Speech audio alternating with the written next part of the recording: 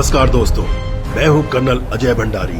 Trump ने जब यह घोषणा करी कि USS Abraham Lincoln aircraft carrier middle east में डिप्लॉय कर दिया गया है, तो ईरान की IRGC Islamic revolutionary guard core ने प्रेस रिलीज जारी करके कहा कि वो यूएसएस अब्राहम लिंकन को डुबो देगा। क्या वह केवल एक रेटोरिक था या एक भीतर भपकी मात्र थी, या ईरान सच में यूएसए के वॉरशिप को डुबाने की काबिलियत रखता है? आइए जानने की कोशिश करते हैं। ईरान ने 2023 में हाइपरसोनिक बैलिस्टिक मिसाइल फतेह-1 को ऑपरेशनली लॉन्च कर दिया था। ईरान के मुताबिक यह मिसाइल सिस्टम इजराइल की एरो और यूएसए की थार्ड और पैट्रियट के टक्कर की है, जहां यह 13 से 15 मैक्स स्पीड से उड़ सकती है, यानी कि साउंड की स्पीड से 5 गुना ज्यादा स्पीड से ट्रेवल कर सकती है। वहीं टर्मिनल फेज में इसको मैन्यूवर भी किया जा सकता है और यह modern precision guided missile defence system को चकमा देने में भी सक्षम है और इसकी रेंज 1400 किलोमीटर है।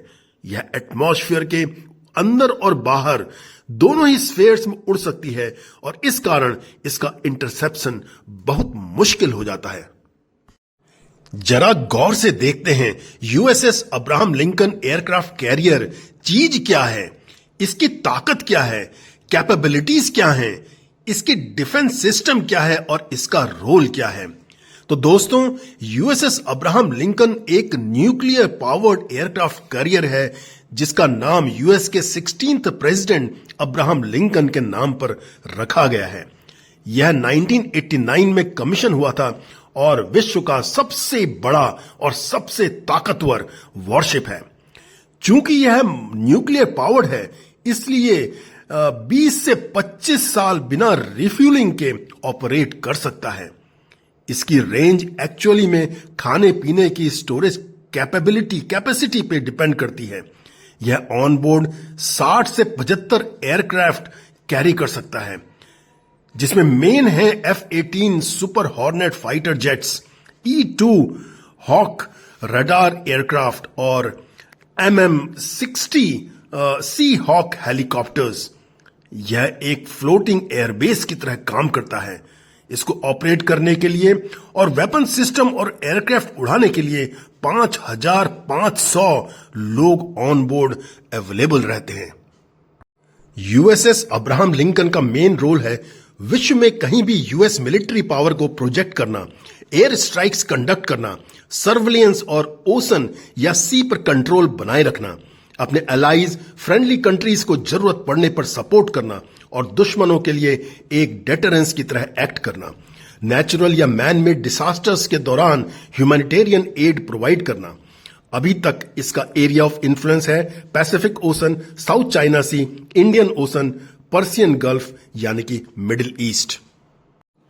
इस एयरक्राफ्ट कैरियर की इंपॉर्टेंस इसलिए बढ़ जाती है क्योंकि यह एक पूरे रीजन में एयर स्पेस डोमिनेट कर सकता है। कई 100 किलोमीटर जमीन के अंदर इनलैंड में टारगेट स्ट्राइक कर सकता है। यह एक स्ट्रांग पॉलिटिकल और मिलिट्री सिग्नल दे सकता है, किसी भी कंट्री को उसको डराने के काम आ सकता है। यूएस नेवी के पास टोटल 11 एयरक्राफ्ट कैरियर वॉरशिप्स हैं। ये सभी वॉरशिप्स न्यूक्लियर पावर्ड हैं और हर एक में 60 से 75 एयरक्राफ्ट कैरी किए जाते हैं। ये सभी एक कैरियर स्ट्राइक ग्रुप या फ्लीट को लीड करते हैं, जिसमें शामिल होते हैं डिस्ट्रॉयर्स, क्रूजर्स और सबमरीन्स। यूएस नेवी हमेशा 2 से 3 एयरक्राफ्ट कैरियर को समुद्र में डिप्लॉय रखती है।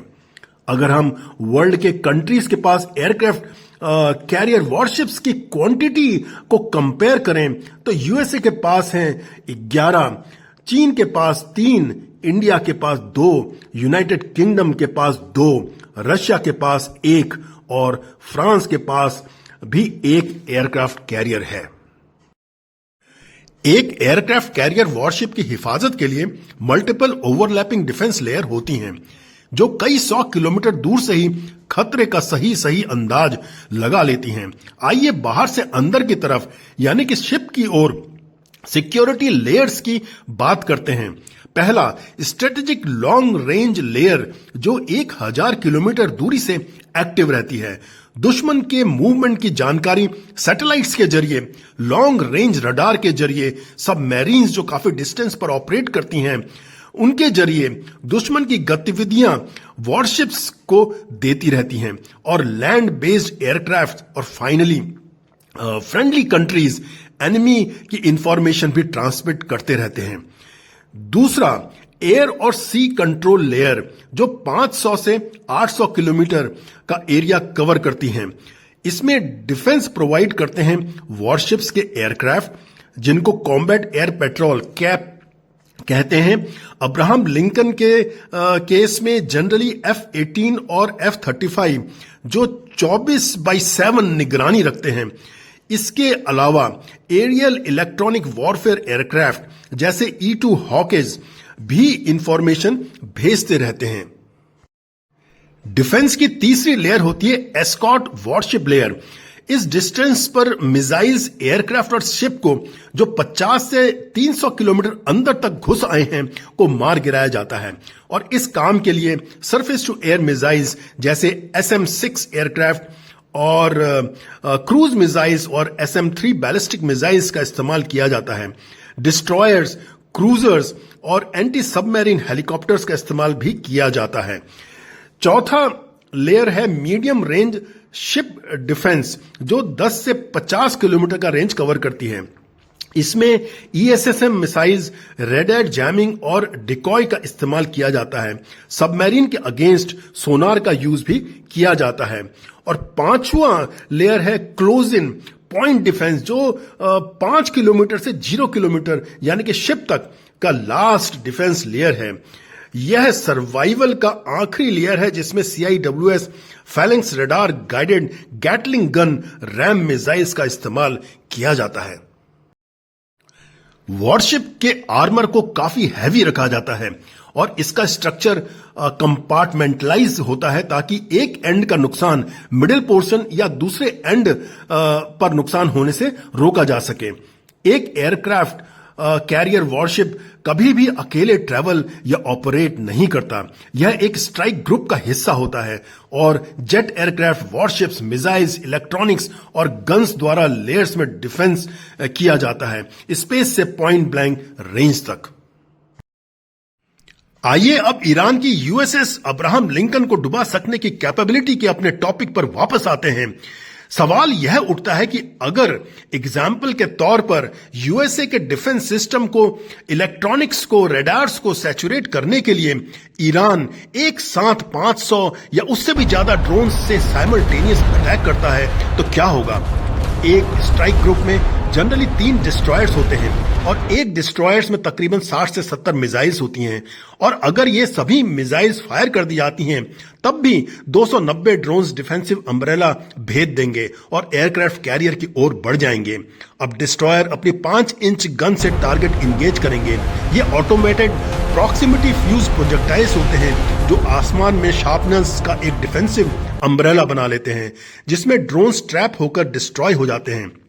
माना कि 5 इंच गन की डिफेंसिव फायर से 190 ड्रोन्स मार गिरा दिए जाते हैं, तब भी 100 ड्रोन्स डिफेंसिव लेयर्स को भेद कर आगे बढ़ जाएंगे। इस कंडीशन में एयरक्राफ्ट कैरियर वॉरशिप्स, रैम और ESSM मिसाइल्स फायर करेंगे। ये ड्रोन्स के IR सिग्नेचर्स पर लॉक हो जाएंगी। माना कि 50 और ड्रोन्स मार गिरा दिए जाते हैं, लेकिन अभी भी 50 ड्रोन्स वॉरशिप की तरफ बढ़ जाएंगे। अब एयरक्राफ्ट कैरियर फैलिंक्स CIWS एक आखिरी save a soul weapon fire करेगा जो 4500 राउंड्स पर मिनट का रैपिड फायर करता है। इसके ट्रेसेस आसमान में लेजर बीम की तरह लगते हैं। ड्रोन्स को टच करने पर वो फट जाते हैं। माना कि 25 और ड्रोन्स डिस्ट्रॉय कर दिए जाते हैं। अब फैलिंक्स ट्रैकिंग सिस्टम का एम्यूनिशन खत्म हो चुका है। अब ये बचे हुए 25 ड्रोन कैरियर में फुल्ली लोडेड पार्क्ड एयरक्राफ्ट से टकरा जाएंगे और तगड़ा ब्लास्ट होगा। शिप के फ्यूल टैंक में आग लग जाएगी, एम्यूनिशन फटने लगेगा। कैरियर भले ही सिंक नहीं होगा, डूबेगा नहीं, लेकिन उस पर लैस सभी एयरक्राफ्ट, एम्यूनिशन और फ्यूल उसे एक आग के गोले में तब्दील कर देगा। सारे रेडार्स भी डिस्ट्रॉय हो चुके होंगे। इस तबाही में ड्रोन्स का लॉस ईरान को केवल 0.3 मिलियन डॉलर होगा, जबकि एयरक्राफ्ट कैरियर का लॉस यूएसए को 13 बिलियन डॉलर्स होगा। अब सवाल यह उठता है कि क्या एयरक्राफ्ट कैरियर डुबाए जा सकते हैं? सबमरीन्स एयरक्राफ्ट कैरियर की सबसे बड़ी दुश्मन होती है। सेकेंड वर्ल्ड वॉर में सबमरीन्स ने 18 एयरक्राफ्ट कैरियर्स को डुबो दिया था। 16 एयरक्राफ्ट कैरियर्स को एयर ग्रुप ने डिस्ट्रॉय किया था। जापान के सबसे भारी एयरक्राफ्ट कैरियर शिनानो को अमेरिका के यूएसएस आर्चर फिश ने 4 टॉर्पीडोज मारकर गिरा दिया था। यूनाइटेड स्टेट्स का यूएसएस बिस्मार्क सी आखिरी युद्धपोत था जो सेकेंड वर्ल्ड वॉर में डिस्ट्रॉय हुआ था। आखिरी में मैं यही कहूंगा कि ईरान द्वारा यूएसएस अब्राहम लिंकन को डुबाना एक मुश्किल काम जरूर है, लेकिन इम्पॉसिबल नहीं है। अपनी फतह 1 और फतह 2 सुपरसोनिक मिसाइल से और एक साथ कई 100 ड्रोन्स के स्वॉर्म से साइमल्टेनियस अटैक करके वो अपने ऑब्जेक्टिव को हासिल करने की काबिलियत रखता है। बस उसकी प्रॉब्लम है कि फर्स्ट स्ट्राइक कैपेबिलिटी तो उसके पास है, लेकिन सेकंड स्ट्राइक कैपेबिलिटी डाउटफुल है। और ईरान की दूसरी प्रॉब्लम एक मूविंग टारगेट को मिसाइल द्वारा एक्यूरेटली लॉक ऑन करके इंगेज करने की भी है।